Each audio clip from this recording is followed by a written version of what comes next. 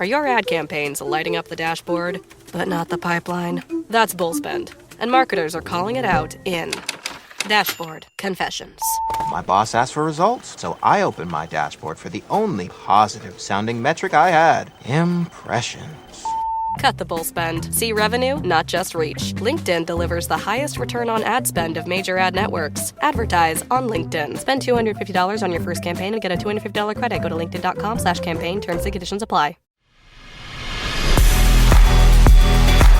You may know a lot of Metaverse skeptics, or you might be one yourself. For many people, the Metaverse conjures up visions of lonely, unhappy people wearing VR headsets to escape reality. Well, I hope that through this podcast, you come to realize that the Metaverse and Web3 are so much more than people in headsets. The feeling is understandable. After all, the term Metaverse did originate from a sci-fi novel, but more on that later. Today on Metaverse Marketing, we're talking dystopias and utopias, the fears that can sabotage your brand's foray into the Metaverse, and how we can make the ideals of Web3 a potential reality as we build the future of the Metaverse. My favorite movie growing up as a kid was Back to the Future 2. Not Back to the Future, not Back to the Future 3, but specifically Back to the Future 2. And the reason why that movie was so impactful for me was when that movie came out, almost all sci-fi movies that showed the future showed a dystopian wasteland. That's Lee Keebler, one of my colleagues at Journey and our director of world building. Lee is the former CTO to will.i.am, and he has strong feelings about Back to the Future too. Every movie in that era was the world's going to fall apart and technology is going to ruin us and the robots are going to kill us and this is where we're heading. You had RoboCop, you had Terminator, you had all of these movies that just provided this horrible vision of the destination we were all just bound and determined to get to, except for Back to the Future 2.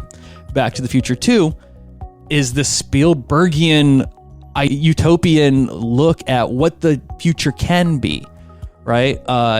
We have hoverboards and flying cars and Pepsi's in a new cool bottle and I have Nike Power Laces. I was like, yeah, that's okay. That's the future. As a kid, I'm watching this. I was like, I don't want the dystopian scary future. I want this future.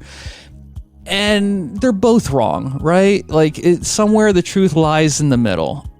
The virtual possibilities of the Metaverse do make it feel like we're living in the future right now.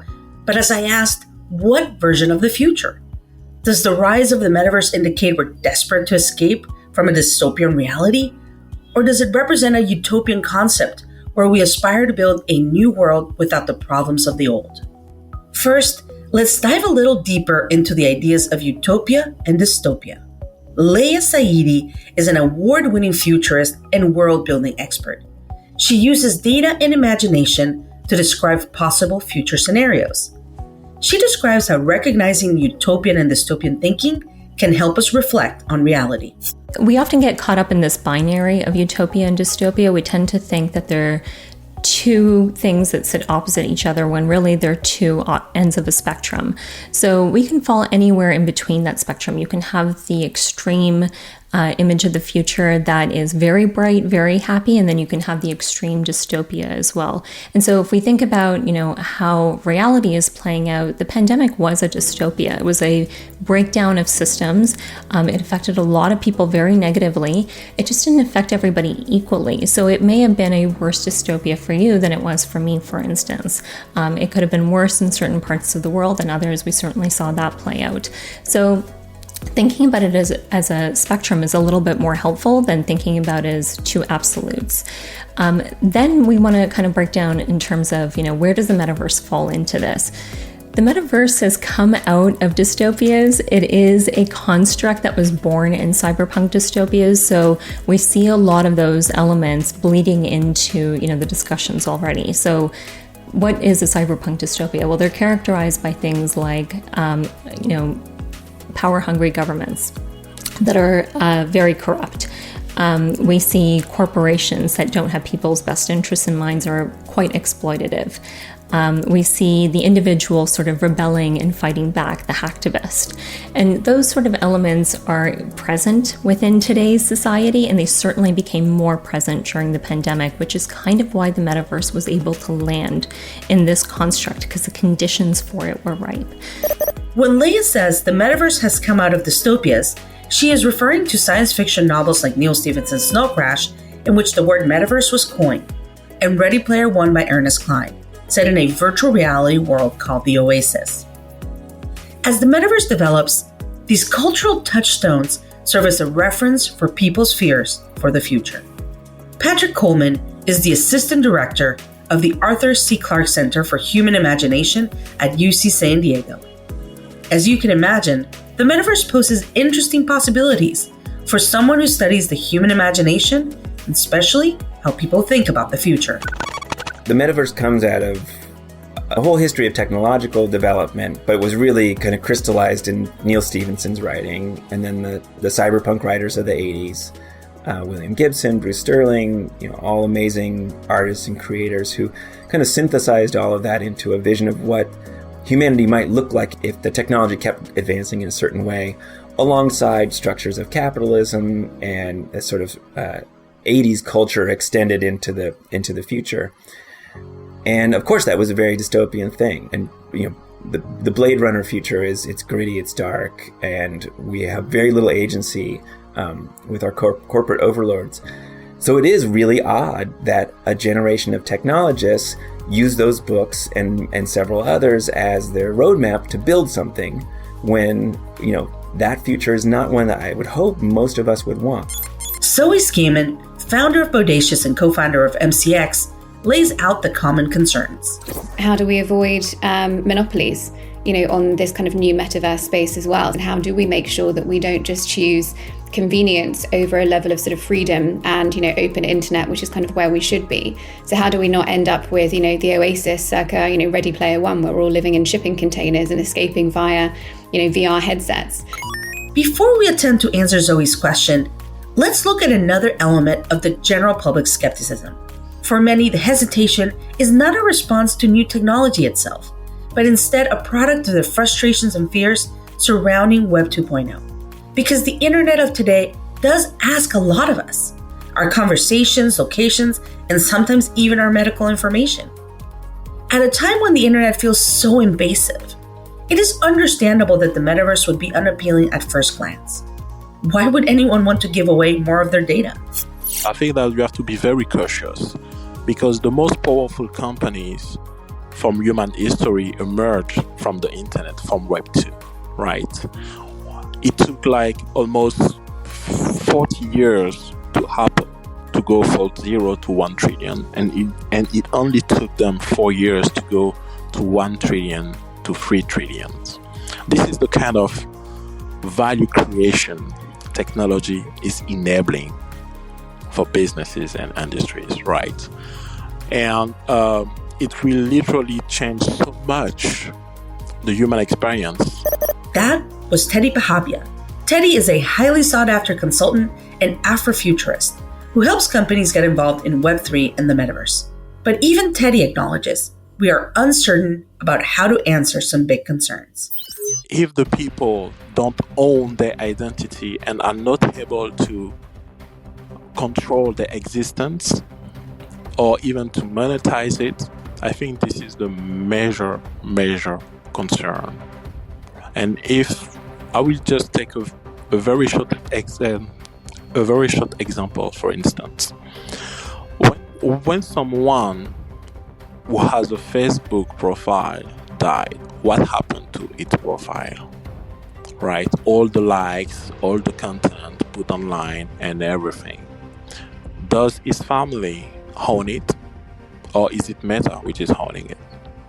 And in the metaverse, when we will be able to incarnate ourselves into avatars and to navigate the system, and all of our behaviors, interaction, content, and everything will be recorded somehow into some company's server. The question is, who will own it? It's crucial because we can live forever in form of avatar, right? And as a person, as a father, as a son, I would like my family to be able to own my data. So when I won't be there no more, they might be able to go into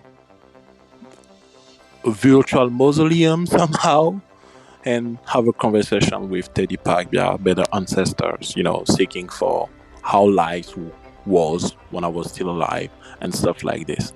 And I feel like, self-sovereign identity and private data ownership is the cornerstone of the next iteration, not of technology, not even of the internet, but of humankind itself. One of the Web3 ideals that many wish for in the metaverse is for it to be open and a better version of the internet in which your data belongs solely to you. A version in which we can authentically represent ourselves and control our environment. But can it be done? Philip Rosedale, the founder of Second Life, is concerned about what would happen to the metaverse if we can't leave behind the mindsets that prioritize advertising and consumption. I think that the kind of advertising that we've used in social media, where the what somebody looks at, listens to, clicks on, along with whatever other data about them we can gather, is used to essentially target new ads or suggestions or products. As I have said before, I think that I am certain that there is tremendous danger in that, and that it is almost I hope that for many people getting into this space, it will be a moral imperative to not do advertising in the way that we've done it with social media. By the way, I think that's possible. The real world has ads. We can ignore them. They're rectangles that are on the walls. But there's a risk in metaverses or in virtual worlds that we might let that advertising turn into something else, which would be very dangerous, where, say, the person that's sitting, the avatar that's sitting at the cafe across the street drinking that, well-marked, cup of espresso is an advertisement. She's not real. She's an ad. And she was put there seconds ago because the advertiser knew that you were susceptible to wanting that brand of espresso right now. That kind of behavior is going to not end well for us. It'll be a downward spiral that ends with us kind of stupefying and oversimplifying ourselves and just, serving people goods rather than enabling people to collaborate and build together. Sounds familiar, right? In the last episode, we explored the importance of community within the metaverse. And in a community, you must have trust. What needs to happen before the majority of people will trust metaverse and Web3 developers with something as personal as your avatar?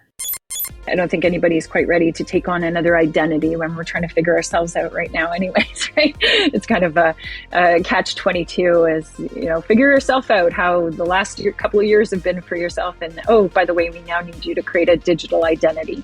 And this digital identity is going to represent you in these virtual spaces. That was Julie Smithson, co-founder of Metaverse, a web-based 3D engine.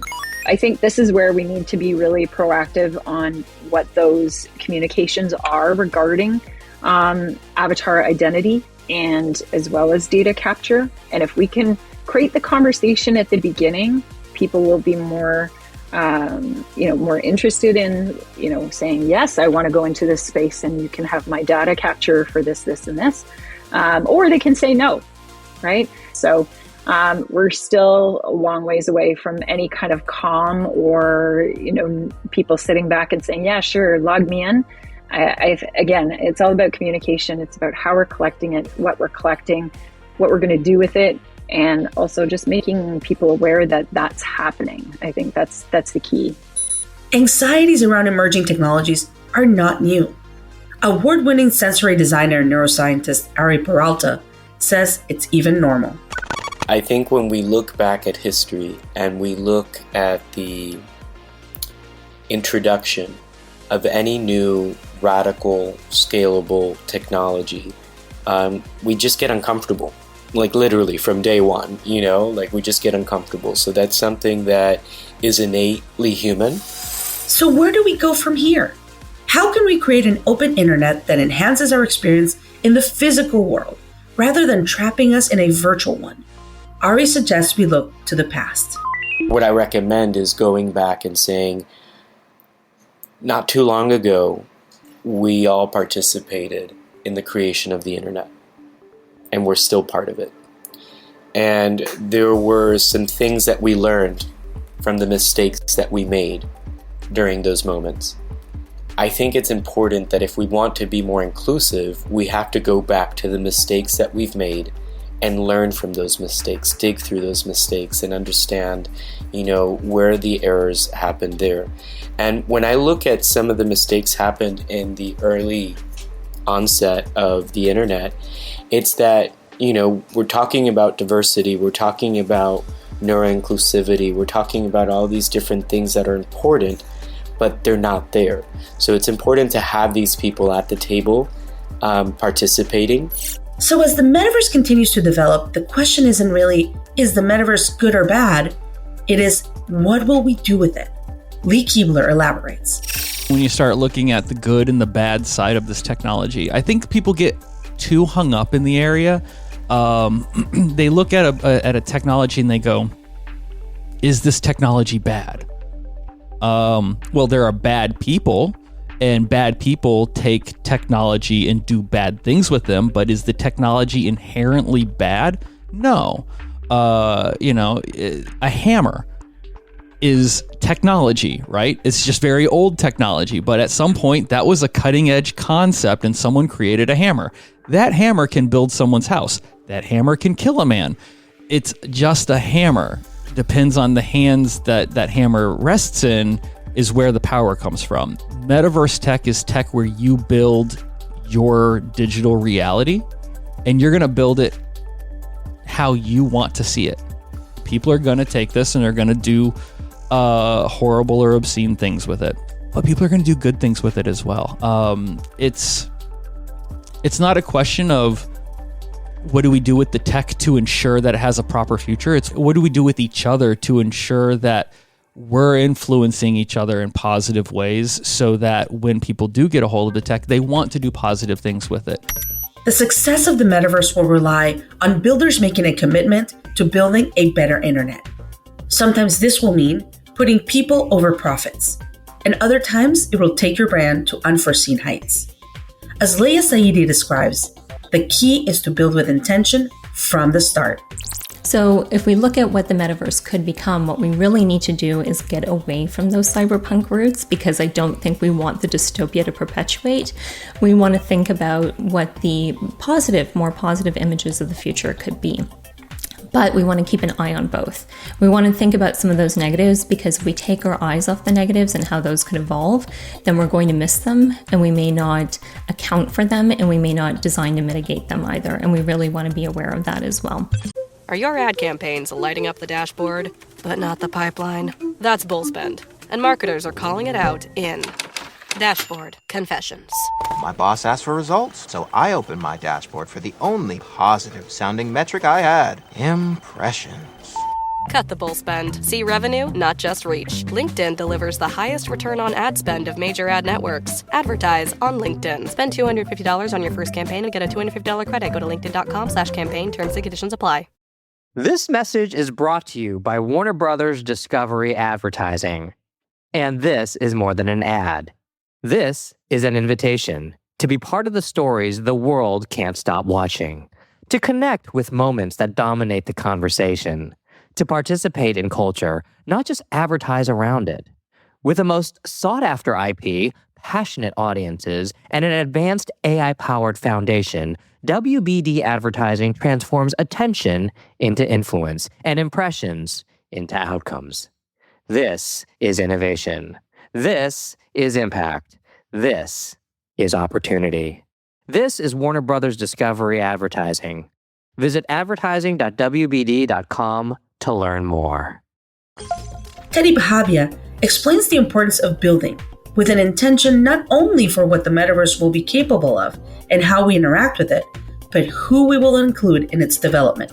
We have to realize how much the internet have changed humanity and the way we live, we socialize, we interact, we do commerce, business, of anything on this planet. I think that the last 20 to 30 years were the most transformational for humankind.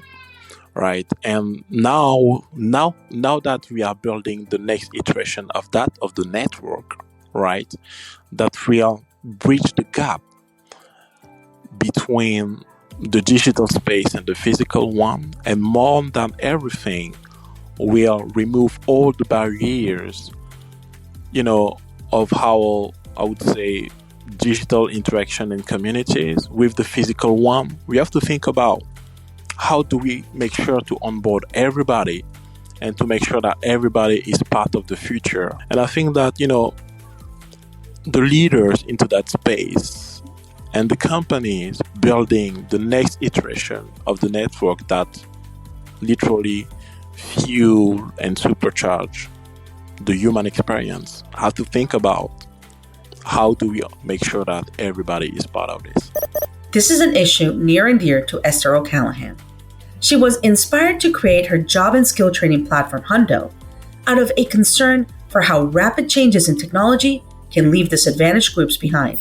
For me, what I hope for the space is that it gives people access to better paid work opportunities, so that people's standard of living, their quality of life, can be elevated.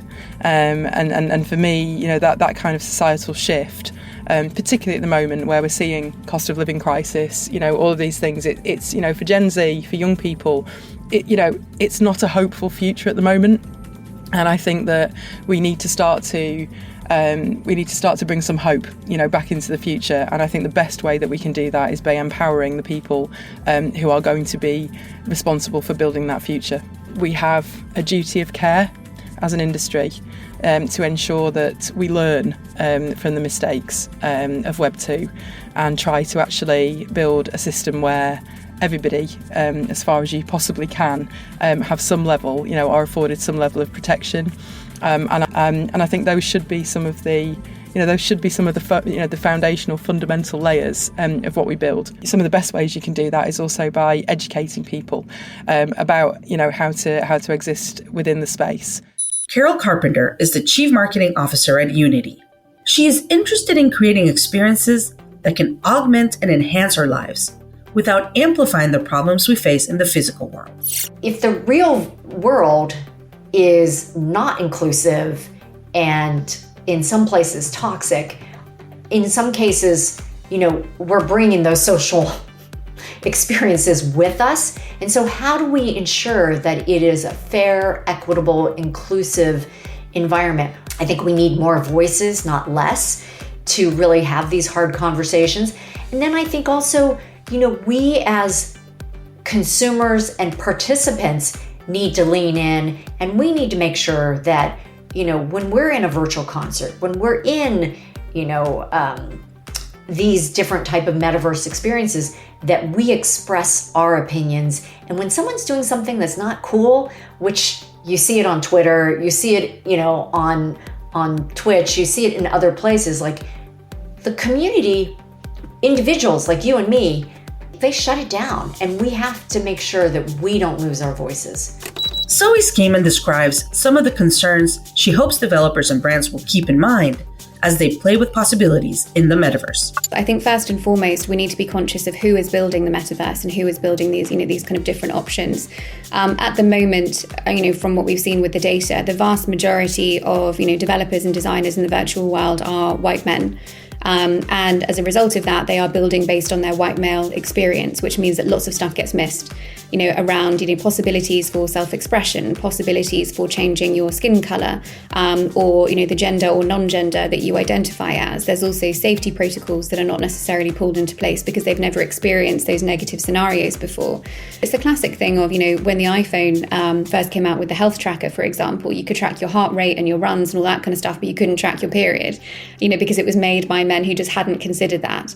So I think first and foremost, it's a talent thing, and making sure that if we want to build a sort of fair and more diverse and more inclusive internet and metaverse, we need to be conscious of the talent that we're actually kind of pushing into these problems, and we need to make sure it goes through several checks and balances before it actually becomes, mainstream, and it's actually tested by, women and people of color and people that don't conform to normal gender norms and all of that kind of stuff. And I think a lot of it comes down to business model as well, and actually what kind of behavior are you rewarding and pushing versus what are you downweighting. I think we need to look at models and what kind of behavior are we putting out there and what are we rewarding, what do we want more of, what do we want less of. But I think it's a big amalgamated mess, but all of it needs to be, addressed carefully and with consideration. Philip Rosedale has spent a lot of time considering responsible world building with Second Life, and he recommends that metaverse developers do the same. There's this mindset right now that technology can only do us harm, right? Because we have seen so much harm largely around social media in the last couple of years.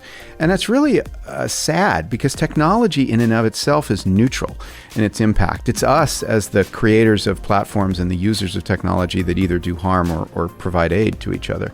So one thing I would say is that look at things like Second Life, and of course there are other vibrant communities that have these properties, but something like Second Life shows you that technology can be used for good.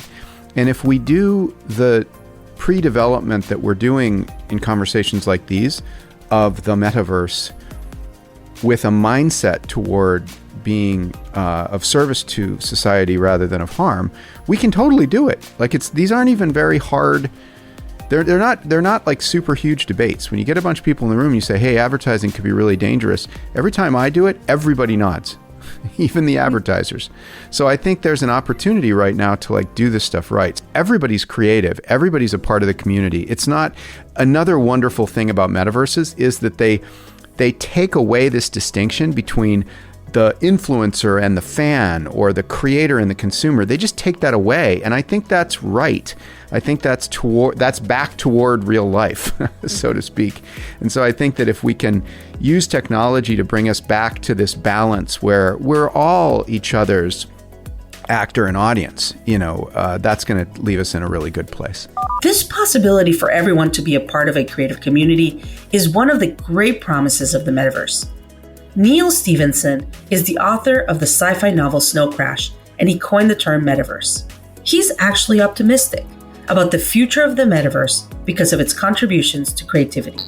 I see more opportunity than I do downside at the moment. You can always come up with negative scenarios. I guess, again, the part that I personally would find rewarding is if we can use this to enable the creation of things that are difficult or impossible to create in the current kind of economic structures. And to a large extent, that means creative ideas. Hip Hop Gamer is a bit of a renaissance man, a gamer, content creator, radio host, musician, and more. He is passionate about the creative possibilities of the metaverse and Web3. Oh, the opportunities is crazy. And what's so funny is it's not new. It's just that now we get an opportunity to be a part of it. It's just like YouTube. It wasn't easy to put yourself out there to the world on camera because there wasn't no platform to do it on unless you was going to NBC to be on television. And back in those days, you got a lot of gatekeepers. So there was just certain things if you didn't have the access to do it, you couldn't do it. Nowadays, whatever you want to do, you can actually do and put out. So the barriers have been broken. The world that I'm playing in is the metaverse. Developers, gaming has been done. We just been consuming it. Now we're in a position of creating it because the tools is there to make it easy for the average everyday person to get involved. Luke Hurd is an augmented reality artist and instructor. In his work with Meta's Spark AR, as well as Snapchat and other AR creation platforms, he has seen firsthand the opportunities that are possible with a creative metaverse. I think in these new spaces, what I think is so cool is that we see this democratization of tools in a way that is similar to the way that Photoshop and Lightroom took an ability that Ansel Adams had to craft these exposures that were so amazing, and literally me, moron, can do it with a couple sliders. So there's so many advancements in these tools that AR and VR are having the same heyday, and this is the future of the metaverse, 100%. That the idea that we are all individual creators, we can all create things from top to bottom. I can create a virtual world and have created virtual worlds for myself, for brands, top to bottom. And I think that's going to be the future of economies. I think that's going to be the future of how we all work together, how we treat our data, how we treat our personal information, if you want to sell it or not. So I think that personalization level of what the metaverse can do for creation and ownership is really where it's all at. Some of the world's biggest tech companies have also started investing in initiatives to support and cultivate diverse voices in the metaverse. Michelle Klein, VP of Global Business Marketing at Meta, describes what it can look like when a large company reaches out to build alongside smaller companies. From the first moment that we actually started talking about Meta and came out with our new brand, our new company name, we made it very clear that it's not us alone who are building this. We're building for the metaverse. And our goal as a company is just to really kickstart that ecosystem. We want to really accelerate how the tools develop, how technology develops, and partner with others to do it together. We have a program at Meta called Elevate, and this program is all about giving small businesses in the Black and Hispanic community, small businesses, creators, nonprofits, students, and job seekers the opportunity to get the tools and support and training that they need to enable their businesses to grow. And so earlier this year, we matched some small businesses in our Elevate program with an NFT artist from the community. And then they got to work together to tell their business's brand story through a 15-second ad. And then those ads were available for purchase as NFTs in a collective shop. And so that to me was just a wonderful example of, enabling the partnership and the connection between artists and businesses and entrepreneurs to come together to do something in this space and to actually generate engagement and business support as part of it. It's up to companies like ours and the partners that we work with to build the ecosystem, to create these connections and to really fuel it along so that more people, more businesses can experience what's possible and feel like they have the advice, support, and education to actually do it with confidence. Of course, the metaverse is not only a place for creatives. It presents possibilities for science, education, medicine, entertainment, our work lives, our home lives, truly every interaction we have with the world. Leia Saidi describes some of the use cases she imagines. So some of the more positive things I'm seeing is how the metaverse could play a role in other challenges like climate change. So I've written a scenario around seeds and simulations of species. So if we want to think about how to create more robust ecosystems, we might want to think about how we run simulations around ecosystems to think about how they might thrive and how introducing different factors or taking certain actions could affect ecosystems. The possibilities for science in the metaverse is really amazing because suddenly we have a lab that can be run in this construct that is completely safe, that doesn't intervene in the real world, and we can run 1,000,001 experiments in it. So the opportunity for open science is huge. And then on the other end of the spectrum where you can see things going wrong is where they're already kind of going wrong but might extend out further. So for instance, we're seeing with Instagram and with Snapchat and social media, the idea of dysmorphia is becoming much more prevalent. So if people are experiencing dysmorphias with filters and with images that they're posting on Instagram or on social media, we might see that with avatars as well. So the concept of avatar dysmorphia might be something that we want to look at. It could present some challenges in terms of how people feel connected to themselves, how people view themselves. But again, that's also nuanced. There's a flip side to that as well, where it could be that, stepping into a different avatar or getting a sense of what it's like to explore a different part of ourselves could also have benefits too. So things like empathy might be built with other people by stepping into avatars of people who are of a different race or different gender than us, for instance. Hip Hop Gamer has been particularly interested in these possibilities for expanding our experience and exploring empathy. Recently, at Games for Change, shout out to my homegirl, Susanna Pollock, she's the CEO of that company. There's a person that was dealing with, he was like schizophrenic and he was dealing with a lot of depression, and he would play games to calm down. So I got a chance to experience his story and experience the way his mind works through an app on VR. And that right there, instead of people being dismissive to what they don't understand and leaving people out, to the wolves because they don't understand the pain that they're going through. It creates empathy. Like literally these VR experiences and metaverse experience can create empathy with a lot of people.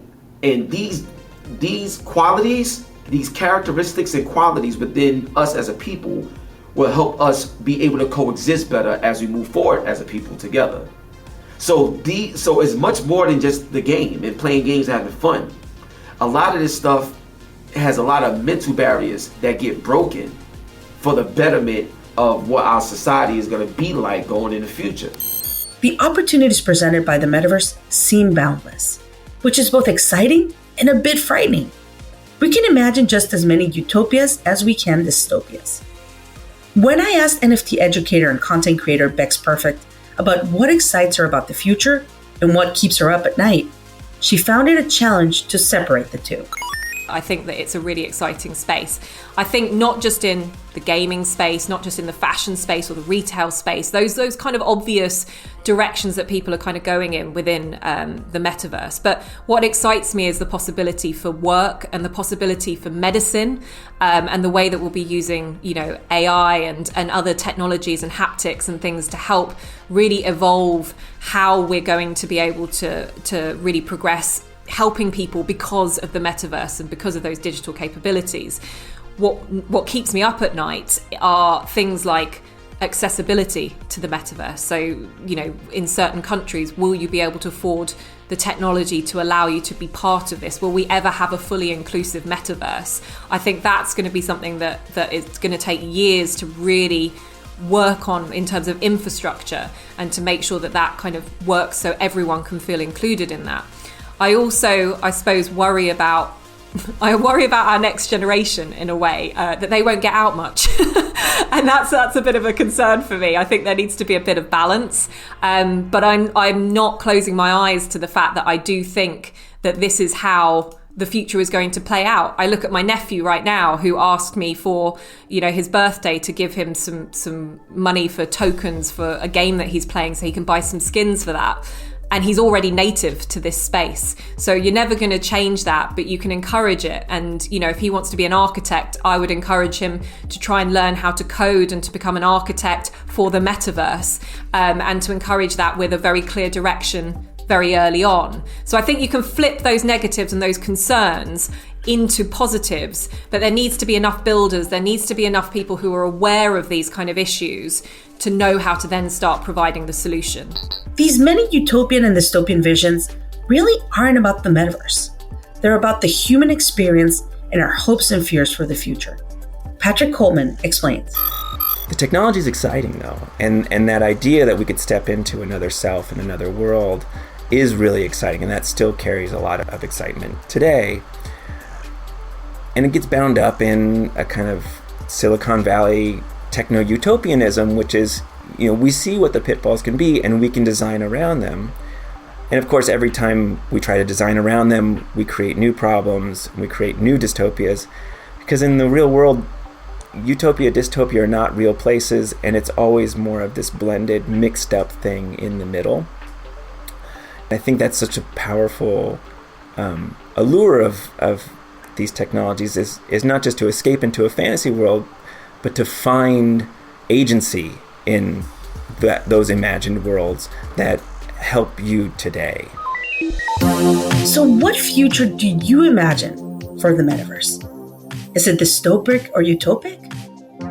Over the rest of the season, we'll be exploring how the metaverse and Web3 are already changing commerce, work, fashion, and even our perception of the world around us.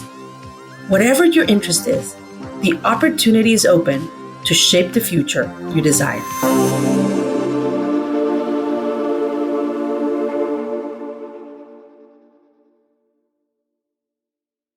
Blowing ad budget on metrics that look great till the CFO sees them, that's bull spend. And marketers are calling it out in Dashboard Confessions. I remember telling my boss, it'll be good for the brand, when leads were slow. Yeah, it wasn't. Cut the bull spend. LinkedIn lets you target by company, job title, and more. Advertise on LinkedIn. Spend $250 on your first campaign and get a $250 credit. Go to linkedin.com/campaign. Terms and conditions apply.